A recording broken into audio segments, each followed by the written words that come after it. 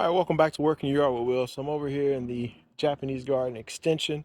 And I tell you what, folks, I just love this part of the year because it really gets me to see, how well my fence line is developing. I'm trying to develop a semi-evergreen fence line back here, but these are going to be big trees. Got green giant arborvitaes. Of course, we know about the Japanese black pine. That's going to be a massive tree there once it grows in.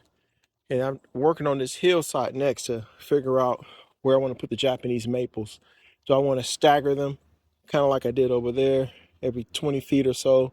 Or do I want to kind of do like a little clump of them right here, maybe with the Sengokaku in the back, the uh, uh, the red dragon in the front, or maybe the pink less in the front, or perhaps even the orange jello staggered off to the side. Still deciding which way I'm going to go on it, but for now, getting a few trees and ground and in place. So stay tuned. Working your art with Will.